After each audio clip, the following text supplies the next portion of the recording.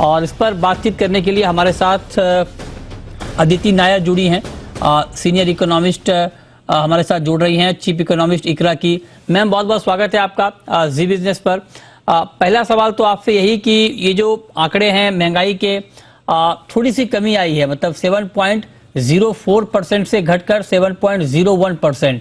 क्या आपको लगता है कि इतनी ही कमी आनी थी, या इतनी कमी मतलब जो अभी हम देख रहे हैं इसमें फॉल, क्या ये ठीक है, या आपको लगता है कि ज्यादा आंकड़े कम होने चाहिए थे?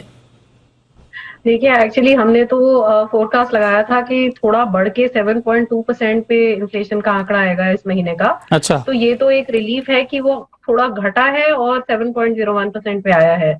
मेरे हिसाब से काफी अच्छी न्यूज है, और आगे जाके भी करंट मंथ में कुछ चीजों के भाव कम हुए हैं, जैसे कि एडिबल ऑयल्स, कुछ सब्जियों के। तो फूड इन्फ्लेशन में हमें लगता है कि और थोड़ी कमी करंट मंथ में आ सकती है। लेकिन एक कंसर्न ये है कि अभी तक जो खरीफ की सोइंग है वो अभी भी पिछले साल से 9% नीचे चल रही है। तो थोड़ा सा वहां पे देखना पड़ेगा कि किस तरह से आगे जाके जुलाई के महीने में नॉर्मली सबसे ज्यादा सोइंग का कैचअप होता है, तो किस तरह से प्रोग्रेस होती है इस महीने में वो देखना पड़ेगा। हाँ। दूसरी बात, सर्विसेज में किस तरह का मोमेंटम रहता है सर्विसेज इन्फ्लेशन में, ये बहुत इंपॉर्टेंट रहेगा, क्योंकि करंट साल में जो हम देख रहे हैं वो ये है कि सर्विसेज की डिमांड काफी स्ट्रांग है। अच्छा, ठीक है। आपने कहा कि आपको तो आशंका थी कि महंगाई के आंकड़े बढ़ के आएंगे, ऐसा क्यों मैम? ये आशंका क्यों थी आपको? जी, एक्चुअली हमें लगा था कि जो जिस तरह से सब्जियों के दाम बढ़ रहे थे, तो उससे हमें ये डर था कि शायद ओवरऑल जो सीपीआई इन्फ्लेशन है वो थोड़ा सा ऊपर की तरफ जाएगा। तो मेरे हिसाब से तो आज का नंबर जो आया है वो एक रिलीफ ही है, वो बेटर देन एक्सपेक्टेड है। पिछले 15-20 दिनों में मैम बहुत तेजी से दाम कम हुए हैं, खाने के तेल के, गेहूं के और बाकी फूड आइटम्स के दाम बहुत तेजी से घटे हैं।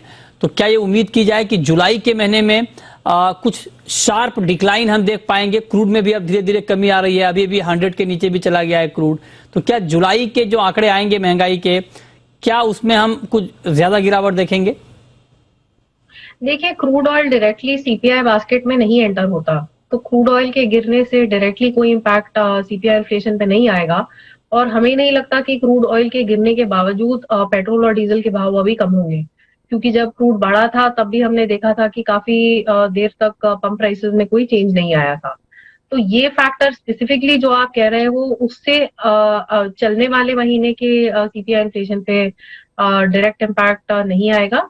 डब्ल्यूपीआई इन्फ्लेशन पे जरूर आएगा। इनफैक्ट बहुत कमोडिटीज ऐसी हैं जिनका हमने ऑलमोस्ट वापस देखा है कि मार्च 2022 का लेवल आ गया है। तो डब्ल्यूपीआई इन्फ्लेशन पे तो ज्यादा इम्पैक्ट आएगा कुछ हद तक, क्योंकि रुपी डिप्रिशिएट हुआ है, तो वो काउंटर एक्ट करेगा इस प्रोसेस को।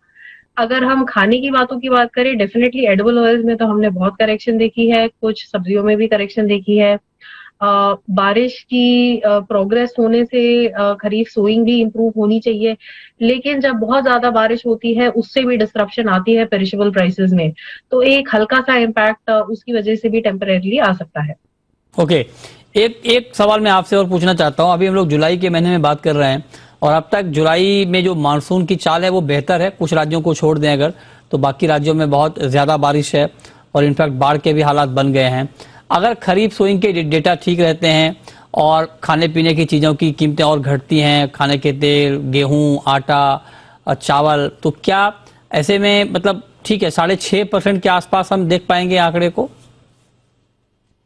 देखिए, जुलाई का स्पेसिफिकली आंकड़ा इतना शार्पली गिरेगा ये अभी कहना मुश्किल है, क्योंकि अभी तो 12 दिन ही हुए हैं महीने के, और किस तरह से रेस्ट ऑफ द मंथ में फूड के प्राइसेस कैसे मूव करते हैं ये काफी इंपॉर्टेंट रहेगा। दूसरी बात, अभी तक मैं अंडरलाइंग जो ट्रेंड्स हैं उनको देख नहीं पाई हूँ, तो जो मैं पहले कह रही थी कि सर्विसेज का सिक्वेंशियल मोमेंटम बहुत इंपॉर्टेंट रहेगा, वो मैं अभी आज के आंकड़ों में देख नहीं पाई हूँ कि किस तरह का सर्विसेज में मंथ ऑन मंथ चेंज है। तो वो देखने के बाद ही मैं थोड़ा अनुमान लगा पाऊंगी कि जुलाई में कितना हम और मॉडरेशन एक्सपेक्ट कर सकते हैं। ओके, बट ठीक है 6 जी। से 7% के बीच के आंकड़े अगले 3 महीने में हमें एक्सपेक्ट करनी चाहिए। ओके, तो अगले 3 महीने में आप कह रहे हैं कि कुछ और कमी यहाँ पर दिखेगी। इस बीच आईपी के नंबर भी आ गए हैं, 19.6%। ये आईआईपी के ताजा आंकड़े हैं मई महीने के। 19.6% मई में आईआईपी के आंकड़े दिख रहे हैं। इस पर मैम आपका कमेंट, ये जो आईआईपी के आंकड़े आए हैं इस वक्त, और बहुत इस वक्त की जो ताजा अपडेट यही है कि 19.1%। ये तो बिल्कुल एक्सपेक्टेशंस के लाइन में है। हमने 19% का अनुमान लगाया था। बेस इफेक्ट लेड स्पाइक है, हमने बहुत हाई फ्रीक्वेंसी इंडिकेटर्स में देखा था, क्योंकि पिछले साल जो बेस था वो कोविड की सेकेंड वेव का था और बहुत ही दबा हुआ बेस था, तो इस वजह से हमने यही अनुमान लगाया था कि 19% की ग्रोथ होगी। अगले महीने में जिस तरह से हम अभी तक देख रहे हैं, हाई फ्रीक्वेंसी इंडिकेटर्स में फ्लैटनिंग आउट एक्सपेक्टेड जिस तरह से थी उसी तरह से आ रही है। तो हमें लगता है कि जून के महीने में आईआईपी की ग्रोथ गिर के लो डबल डिजिट्स में आ जाएगी, 19% से गिर के 11-12% तक आ जाएगी, और उसके बाद अगले क्वार्टर में सिंगल डिजिट्स में वापस आ जानी चाहिए। 1% के आसपास की महंगाई के आंकड़ों पर आरबीआई का रुख आप क्या देख रही हैं? सॉरी, 12%? नहीं, मैं कह रहा हूँ 7% के आसपास महंगाई के आंकड़े हैं, इस पर आरबीआई का अप्रोच आप क्या देख रही हैं?